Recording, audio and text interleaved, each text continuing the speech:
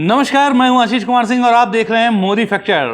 तो दोस्तों, मोदी फैक्टर में हम प्रधानमंत्री मोदी से जुड़ी हुई राजनीतिक खबरों पर बात करते हैं। इसके अलावा पीएम मोदी और विपक्षी दलों के बीच में एक दूसरे को शिकस्त देने के लिए कौन कौन से दांव पेच चले जा रहे हैं, क्या क्या रणनीतियां तैयार की जा रही हैं, इससे जुड़ी हुई भी खबरें दिखाते हैं।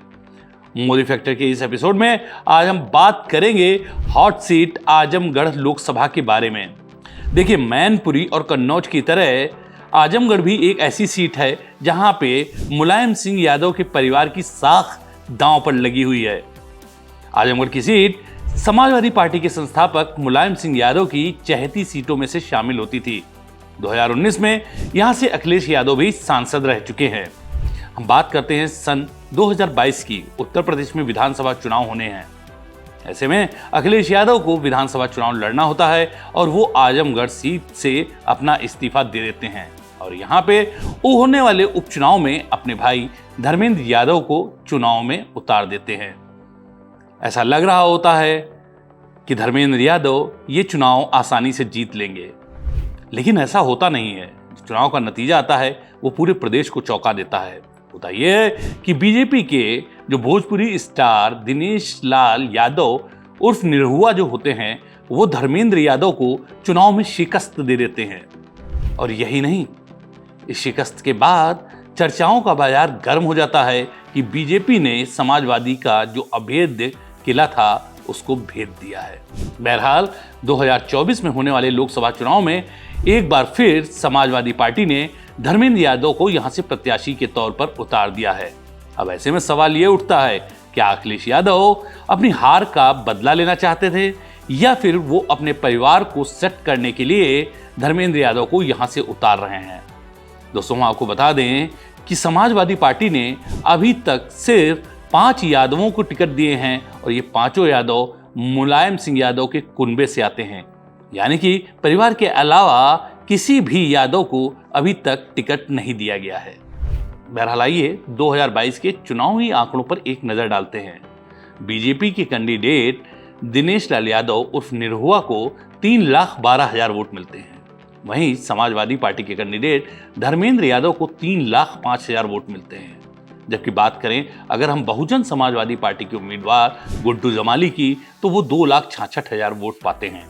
यानी कि बीजेपी और समाजवादी पार्टी के बीच में जीत का अंतर महज कुछ हजार वोटों से था। और ऐसे में कहा जा सकता है कि अगर गुड्डू जमाली सेंधमारी ना करते तो समाजवादी पार्टी ये सीट जीत जाती। बहरहाल अब समीकरण बदल चुके हैं। गुड्डू जमाली समाजवादी पार्टी में शामिल हो चुके हैं और समाजवादी पार्टी ने उन्हें एमएलसी बनाकर भेज दिया है। अब ऐसे में तो आपको लग रहा होगा कि गुड्डू जमाली भी समाजवादी पार्टी में आ गए हैं, यादवों को वोट मिल ही जाएंगे।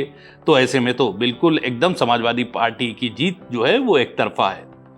लेकिन ऐसा है नहीं, क्योंकि होता यह है कि गुड्डू जमाली को जब समाजवादी पार्टी तोड़ लेती है तो बहन जी को ये बात काफ़ी अखरती है और बहन जी खामोश बैठने वाली नहीं होती हैं, समय का इंतजार करती हैं। इसी बीच बहन जी उलेमा काउंसिल से भी मिल लेती हैं।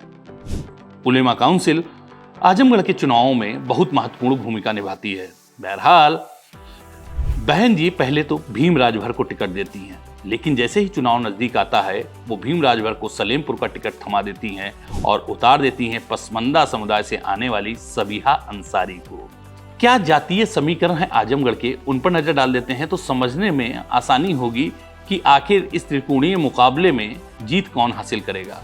आपको बता दें, आजमगढ़ में लगभग 19 लाख मतदाता हैं। इसमें से 4.5 लाख मुस्लिम मतदाता हैं, जबकि 3 लाख यादव मतदाता हैं। वहीं 2.5 लाख लगभग दलित मतदाता हैं, जबकि राजभर मतदाताओं की संख्या 80,000 है। तो सबसे पहले आइए हम बात करते हैं यादव मतदाताओं की। आजमगढ़ सीट पर दोनों ही, चाहे हम बीजेपी की बात करें या समाजवादी पार्टी के, दोनों ही उम्मीदवार यादव कम्युनिटी से आते हैं। लेकिन सबसे पहले हम बात करते हैं दिनेश लाल निरहुआ की। निरहुआ का सबसे स्ट्रांग पॉइंट ये है कि वो यहीं गाजीपुर के, आजमगढ़ से सटा हुआ जिला है गाजीपुर, वहीं के रहने वाले हैं। हालांकि उन्होंने अपना घर आजमगढ़ में भी बना लिया है।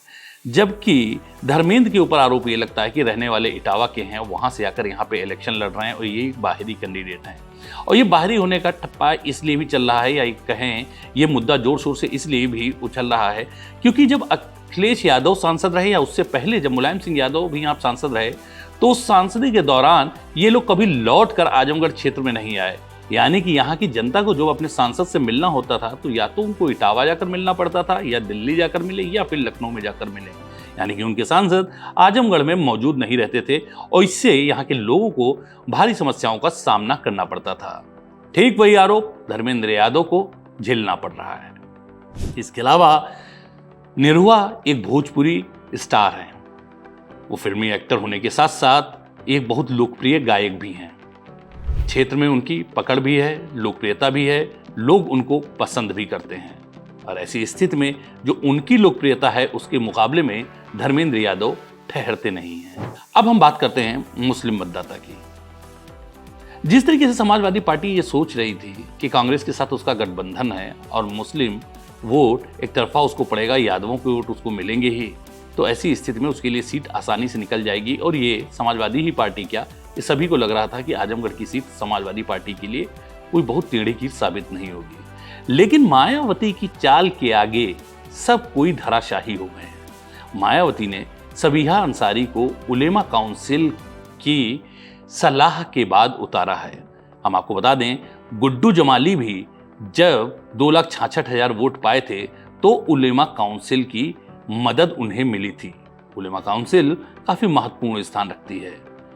और वैसे भी हम आपको बता दें, मायावती के अंदर वो कुव्वत है जो मुस्लिम वोटों का बंटवारा करने में ताकत रखती हैं। और उसकी सबसे बड़ी वजह यह है कि मुस्लिम और दलित जो गठजोड़ है वो मुस्लिम को ज्यादा आकर्षित करता है बजाय माई गठजोड़ के। माई गठजोड़ समाजवादी पार्टी का गठजोड़ है, यानी कि मुस्लिम और यादव। यही वजह है मायावती ने जिस तरीके से सबीहा अंसारी को वहां पे उतारा है, उसके बाद ये चर्चाएं बड़ी तेजी से फैल रही हैं कि मुस्लिम वोटों में अब बिखराव होना तय है। बात करते हैं अब हम दलित जाति की। दलित मतदाताओं की संख्या 2,75,000 है। सुनने तो ऐसा लगता है कि दलित की बात करेंगे सारे के सारे मायावती के वोटर हैं, लेकिन ऐसा होता नहीं है। मायावती उत्तर प्रदेश में 4 बार मुख्यमंत्री रही हैं, लेकिन उनके ऊपर एक हमेशा आरोप लगता रहा है कि उनकी सरकार में जाटुओं को ज्यादा तवज्जो मिलती थी, बाकी जातियों की अनदेखी होती थी। और इसका ही बीजेपी ने फायदा उठाया और जितनी अन्य दलित जातियां थीं उनको कहीं ना कहीं से संगठन में जगह दी, सरकार में जगह दी, नहीं हुआ तो सेंट्रल राजनीति में जगह दी। यानी कि अन्य जो दलित जातियां आती थी उनके जो भी नेता थे उनको कहीं ना कहीं एडजस्ट किया और उनको एक ये भरोसा दिलाया कि अगर आप बीजेपी में शामिल होते हैं तो आप उपेक्षा का शिकार नहीं होंगे। और यही वजह है कि पिछले चुनावों में देखा गया कि इन पार्टियों को जो दलितों के नाम पर राजनीति करती थी हार का सामना करना पड़ा और बीजेपी एक बड़ी ताकत बनकर उभरी। तो आप ये मानकर चलिए कि दलित वोटों में भी बिखराव होगा और इसका एक बड़ा हिस्सा जाटों की अगर बात करें तो वो तो कहीं नहीं जाने वाला, वो तो इंटैक्ट रहेगा मायावती के साथ में, लेकिन अन्य दलित जातियां जो हैं वो बीजेपी के साथ जा सकती हैं। बात करते हैं अगर हम राजभर की। राजभर बीजेपी के साथ गठबंधन में शामिल हैं, तो ऐसी स्थिति में राजभर के जो वोट हैं, जो 80,000 निर्णायक वोट हैं, ये भी भाजपा के साथ तकरीबन इसका एक बड़ा हिस्सा जाएगा। बात करें अगर हम पिछड़ी जातियों की, तो ठीक जैसा मायावती के आरोप लगता है वैसा ही आरोप समाजवादी पार्टी पर भी लगता है कि जब इनकी सरकार आती है तो इनको सिर्फ यादव ही याद में आते हैं और बाकी जो पिछड़ी जातियां होती हैं उनकी अनदेखी की जाती है। और बीजेपी ने इस बात का बखूबी फायदा भी उठाया है और यही वजह रही कि यादवों की अगर हम छोड़ दें तो बाकी जो अन्य पिछड़ी जातियां हैं वो बीजेपी के साथ लामबंद होकर खड़ी हुई हैं। तो दूसरी जो पिछड़ी जातियां हैं उनका एक बड़ा वर्ग भी बीजेपी के साथ में जा सकता है। तो इस तरीके से अगर हम जातिगत और धार्मिक आधार पर भी देखें तो ये मुकाबला अब त्रिकोणीय लग रहा है और इस मुकाबले को त्रिकोणीय बना दिया है बहन जी ने, यानी कि बसपा सुप्रीमो ने। अगर बहन जी की इस पूरे चुनाव में एंट्री ना हुई होती तो समाजवादी पार्टी एक बड़ी ताकत थी और वो अपना अभेद्य किला बचा लेती।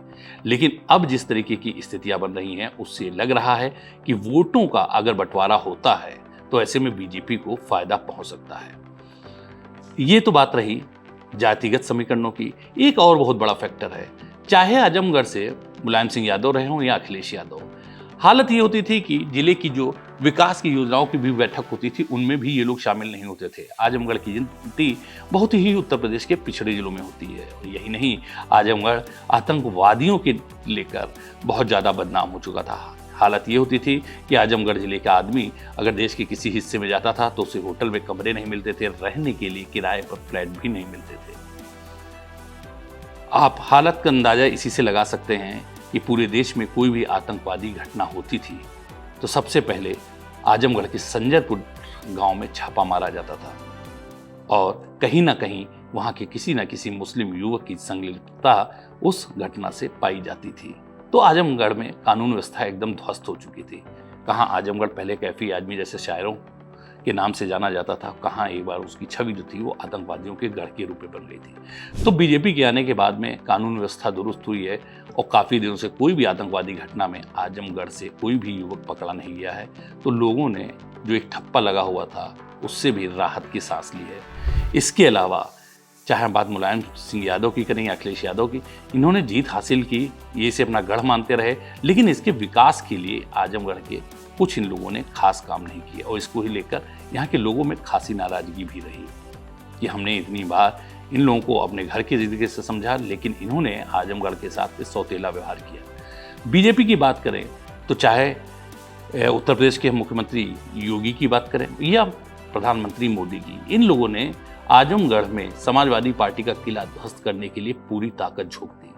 हालत यह है कि जो आजमगढ़ सड़कों की समस्याओं से जूझ रहा था, आज वहाँ पे सड़कों का एक नेटवर्क तैयार हो गया है। इसके अलावा मेडिकल कॉलेज वहाँ पे हो गया है, यूनिवर्सिटी बना दी गई है, एयरपोर्ट बना दिया गया है और विकास की सैकड़ों योजनाएं वहाँ पे चल रही हैं। एक तरीके से अगर हम देखें तो आजमगढ़ की सूरत और सीरत दोनों बदल चुकी है। तो जिस तरीके से निरहुआ के समय में खासतौर से अगर हम देखेंगे कि महज अभी निरहुआ को सांसद बने 2 साल हुआ है और विकास के कार्य जितनी तेजी से हुए हैं वो भी वहाँ पे लोगों को प्रभावित कर रहे हैं। बहरहाल चुनाव तो चुनाव होता है, नतीजा 4 जून को आएगा, तभी ये पता चलेगा कि भाई वोट में बंटवारा हुआ, किस तरीके से बंटवारा हुआ, किसको कितना फायदा पहुंचा, कौन किस तरीके से जीता।